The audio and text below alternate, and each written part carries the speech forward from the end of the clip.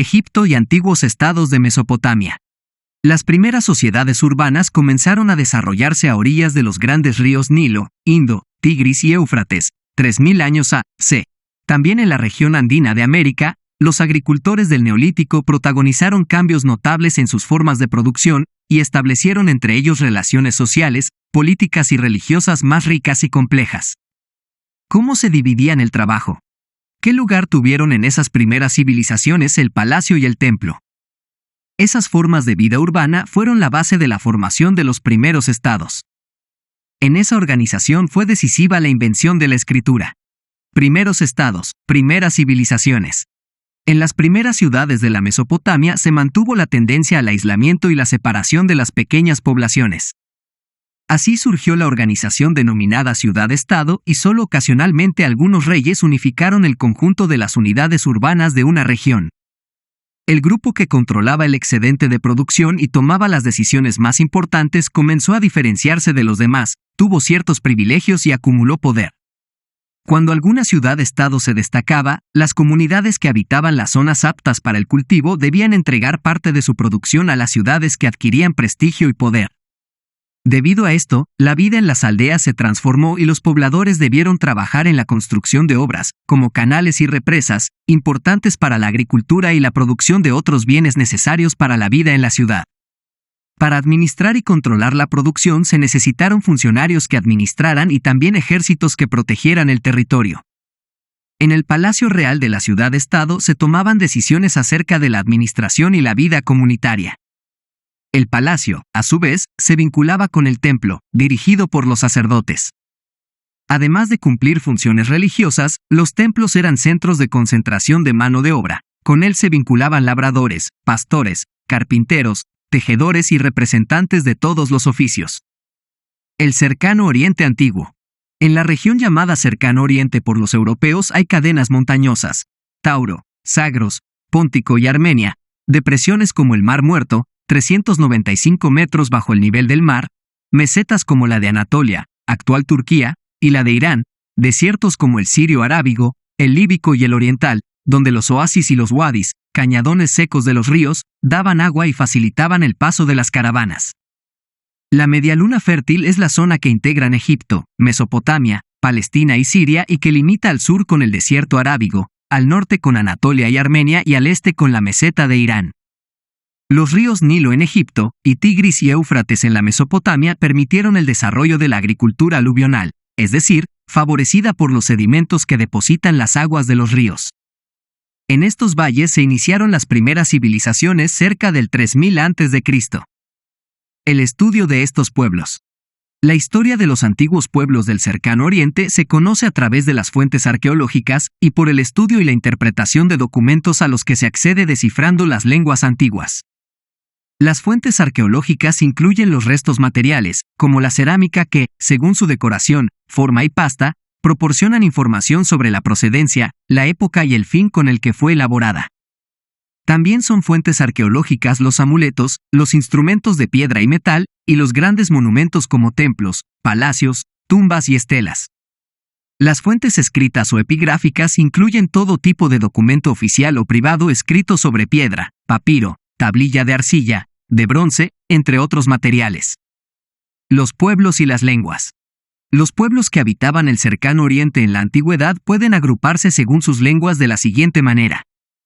Asiánicas. Sus hablantes estaban asentados en la región hacia el 3000 a.C.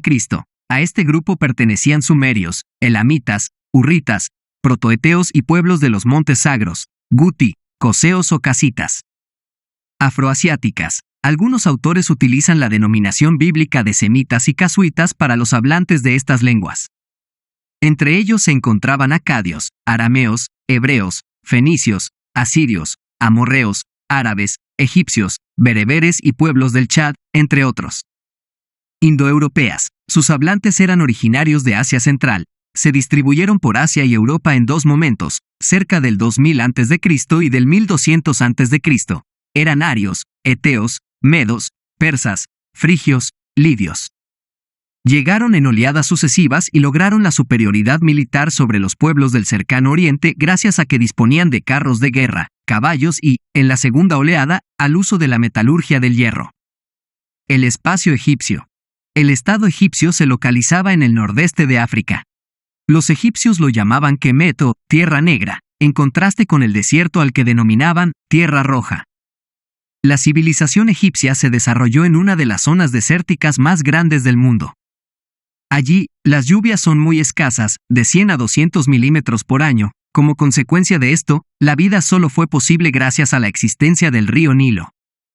Como la crecida del Nilo era regular y predecible, los egipcios pudieron cultivar las tierras cercanas. Esas tierras eran fértiles porque cuando comenzaba la inundación, las aguas cubrían el valle, lavando las sales y depositando una capa de sedimentos llamada limo, que fertilizaba la tierra. Muchos han creído que se realizaron grandes diques y canales para controlar las crecidas del río. Sin embargo, hoy se sabe que era un sistema de piletas que combinaba las elevaciones naturales paralelas al río, creadas por el limo durante las crecidas, con canales artificiales que corrían en sentido contrario. Cuando empezaba la inundación se abrían las barreras y se llenaban las piletas. Al mismo tiempo, los canales llevaban agua a las tierras alejadas. Después de cada inundación, estos canales debían rehacerse o repararse y este trabajo necesitó control y organización y, por la escasa tecnología empleada, el esfuerzo de muchas personas.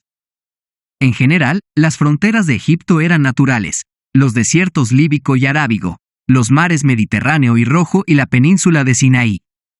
La frontera sur, en general, se hallaba en un lugar fijo, cerca de la primera catarata del Nilo. Esta situación geográfica permitió a los egipcios permanecer protegidos, aunque en algunos periodos de su historia ingresaran pueblos nómadas o ejércitos a través de sus fronteras. Los antiguos egipcios dividieron el territorio en el Alto Egipto, o valle, y el Bajo Egipto, o delta. El límite entre ambas regiones se encontraba cerca de la ciudad de Menfis. El Alto Egipto, al sur, era una estrecha franja fértil entre dos desiertos. El Bajo Egipto, al norte, comprendía el amplio territorio fértil del delta del río Nilo. Si bien los desiertos no permitían la producción agrícola, podían ser fuente de minerales, como el desierto oriental, de donde se obtenían turquesa y cobre. Los oasis también eran fuentes de aprovisionamiento, como los wadi, cañadones secos del río. Los comienzos de la historia egipcia. Hacia el 4500 a.C., los egipcios estaban organizados en aldeas localizadas en la ribera del Nilo, en las que desarrollaron un estilo de vida sedentario y agrícola. Más adelante, las aldeas fueron unificadas en dos pequeños reinos, el Alto Egipto y el Bajo Egipto. Hacia el 3000 a.C., los jefes del Alto Egipto impusieron su dominio sobre el Bajo Egipto después de guerras internas. Egipto se convirtió entonces en un estado unificado. El faraón, dios y señor del Alto y el Bajo Egipto. Los egipcios eran gobernados por un rey dios, llamado faraón o casa grande. El poder de este faraón era hereditario y generalmente le sucedía a su hijo. Así se formaron dinastías o familias reinantes durante casi 3000 años. Los faraones egipcios se casaban con mujeres de su misma familia o de las familias más poderosas. También podía ocurrir que las hijas del faraón se casaran con hombres influyentes. En algunas ocasiones, algunas mujeres del palacio realizaron conspiraciones para alterar la sucesión al trono. Un recorrido por la historia egipcia. Durante los periodos de centralización política, el territorio egipcio estaba dividido en nomos o provincias administrados por nomarcas o gobernadores, que debían obediencia al faraón. Los periodos de descentralización política se denominan períodos intermedios. Cuando el faraón perdía el control sobre los nomos, su autoridad no tenía valor y cada nomarca actuaba en su provincia como rey. El reino antiguo, 2750 a 2250 a.C., fue un modelo de centralización administrativa. La capital estaba en Menfis, en la unión entre el Bajo y el Alto Egipto, cerca de la actual ciudad de El Cairo. El faraón era el responsable de distribuir el agua y el excedente de la producción, de administrar justicia. Además, era el jefe militar y sumo sacerdote, y lo hacía a través de sus funcionarios. El tamaño y la riqueza de las construcciones indican que fue una época de prosperidad del Estado y muestran cómo el faraón se alejó de todos los demás mortales. Durante esta época se construyeron las pirámides. La primera fue la escalonada, que consiste en una superposición de mastabas. Luego se construyeron las pirámides de notable regularidad geométrica de Keops, Kefren y Micerino en la meseta de Giza, zona árida, porque la tierra fértil se reservaba estrictamente para la agricultura.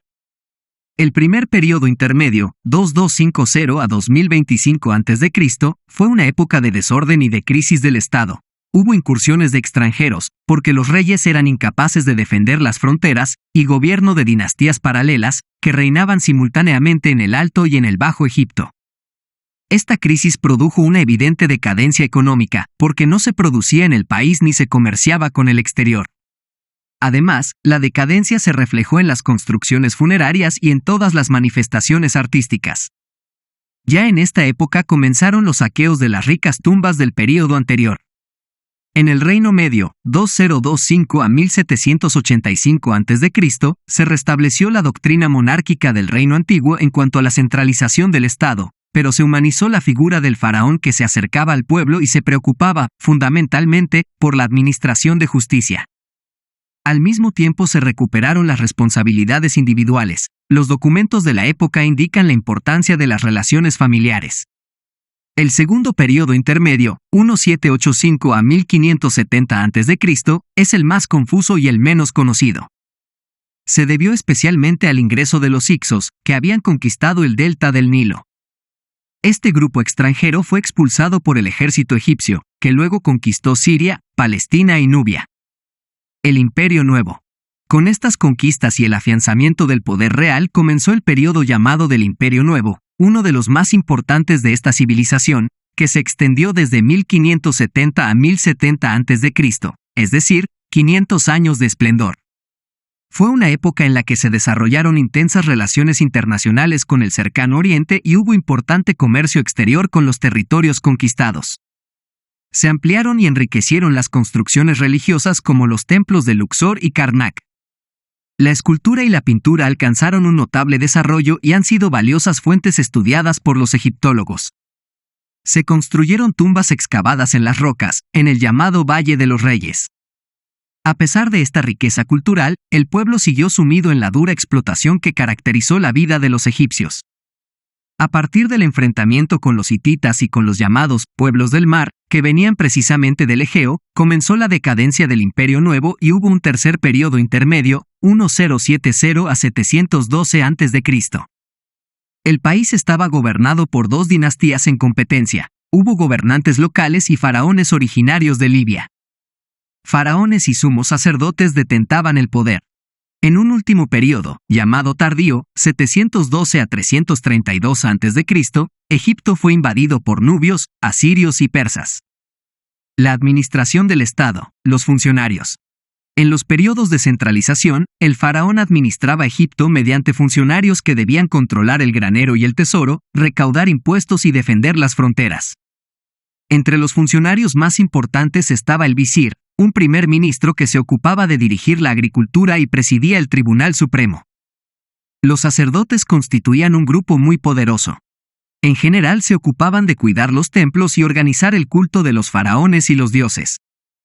Los sacerdotes de los grandes templos tenían mayores privilegios y algunos de ellos podían poseer propiedades y no pagaban impuestos. Los jefes del ejército protegían el territorio y en el Imperio Nuevo conquistaron extensos territorios. El faraón podía ir a la cabeza del ejército, aunque también había generales al mando de las tropas. El ejército contaba con unidades compuestas por la infantería y la sección de carros. Tanto sacerdotes como jefes militares acumularon riquezas, tierras y poder, lo que generó el debilitamiento del poder del rey. Los escribas se ocupaban de llevar el control de la recaudación porque eran los únicos que sabían leer y escribir. Los arquitectos, médicos y artesanos especializados también dependían del gobierno y algunos tuvieron privilegios. Por último, otros funcionarios, como quienes abanicaban a los faraones o llevaban sus sandalias, adquirieron poder porque conocían los secretos del faraón. El escriba de un gran templo recibía honores y una gran tumba, a diferencia de los sacerdotes de templos pequeños, quienes oficiaban el culto diariamente pero no podían cumplir su sueño de poseer una gran tumba. Templos y tumbas para la eternidad. Los egipcios creían en la existencia de otra vida después de la muerte y por ello proveían al difunto con ofrendas de comida y bebida.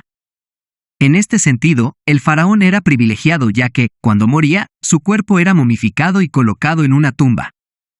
Durante los reinos antiguo y medio, los faraones fueron colocados en el interior de grandes pirámides. La mayoría se encuentra en el norte de Egipto. Las más famosas son las pirámides de Keops, Kefren y Miserino, ubicadas en Giza, a 30 kilómetros de la ciudad de El Cairo, actual capital de Egipto. También son valiosos monumentos arqueológicos las pirámides escalonada, roja y romboidal, que se encuentran en Dashur. Durante el Imperio Nuevo, en cambio, los egipcios cavaban las tumbas en la roca de las montañas de la antigua Tebas Occidental, en el sur de Egipto. Esas tumbas se encuentran en el Valle de los Reyes, el Valle de las Reinas y el Valle de los Nobles. Las tumbas de esa época poseen bellas imágenes que representan escenas de la vida cotidiana, himnos al sol, ofrendas a los dioses y a los difuntos. Los tesoros que estas tumbas albergaron en la antigüedad fueron robados. La tumba de Tutankamón fue una de las pocas, quizás la única, que no fue saqueada y pudieron rescatarse su sarcófago de oro y su máscara funeraria, entre otros objetos, en 1922. Deir el Medina o el lugar de la verdad, era la aldea donde vivían los artesanos especializados que decoraron esas tumbas. Por su trabajo recibían retribuciones del Estado, especialmente raciones de comida. Durante el reinado de Ramsés III realizaron huelgas y manifestaciones en las puertas del templo porque las raciones no habían sido entregadas a tiempo. Los templos fueron construidos junto a las pirámides para el culto de los faraones y en ellos se realizaban ceremonias religiosas. También desde el templo se organizaban actividades económicas, como el cultivo de los campos, la administración del grano y la distribución de raciones para los trabajadores. Durante el Imperio Nuevo, se construyeron templos en Tebas Oriental como los de Luxor y Karnak, donde se realizaban festivales dedicados a los dioses, como el dios Amón. La momificación. La momificación está basada en la contienda de los dioses Osiris y Seth. Este último descuartiza el cuerpo de Osiris, su hermano, para impedir su resurrección. Isis, su hermana y esposa, reúne los trozos y recompone el cuerpo, lo venda y le devuelve la vida. La palabra momia proviene del vocablo persa momia, de Mon Betún, que se utilizaba para la momificación. ¿En qué consistía el proceso y las técnicas de momificación? Unos días después de la muerte, el cuerpo era llevado a los embalsamadores, quienes trabajaban a orillas del Nilo, ya que necesitaban agua en abundancia. Se colocaba al difunto sobre una mesa de piedra, madera o alabastro. Se lavaba el cuerpo y se procedía a la extracción del cerebro. A continuación, se extraían los órganos internos, el estómago, los intestinos, los pulmones y el hígado. Los envolvían en un paño de lino y los introducían dentro de los 4 vasos Canopes bajo la protección de 4 dioses especiales, llamados hijos de Horus, representados en las tapas de estos vasos: Duamutef, de cabeza de chacal, para el estómago; Quebesenuf, de cabeza halcón, para los intestinos; Amset, de apariencia humana, para el hígado; Hapi, de cabeza de mono, para los pulmones. El corazón se dejaba dentro porque no debía separarse de su cuerpo, pues era el lugar donde residían los sentimientos, la conciencia y la vida. Aunque también podía ser sustituido por una representación escultórica del corazón. Luego se cubría el cuerpo con natrón, una sal que lo desecaba.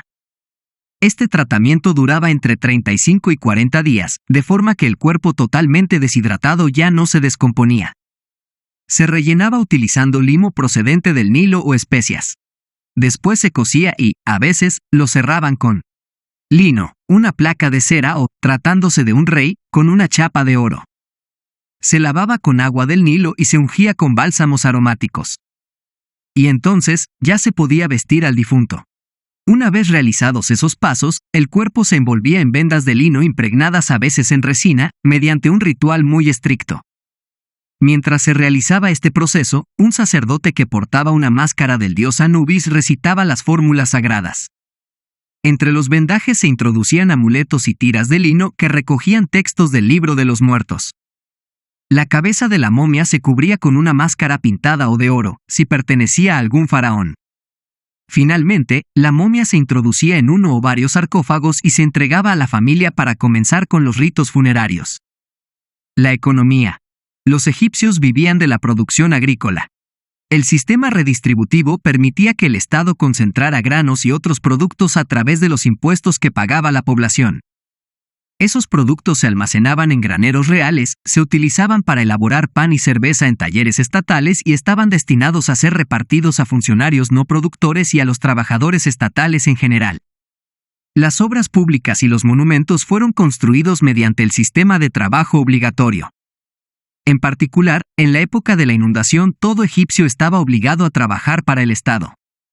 El comercio de larga distancia era organizado por el Estado y las caravanas recorrían enormes distancias con el objetivo de obtener bienes de prestigio para los reyes y materias primas inexistentes en Egipto. Obtenían la madera de cedro en Siria, de las costas del Mar Rojo traían marfil, piedras semipreciosas y pieles. El oro era extraído del desierto oriental y de Nubia, el cobre y la turquesa del Sinaí.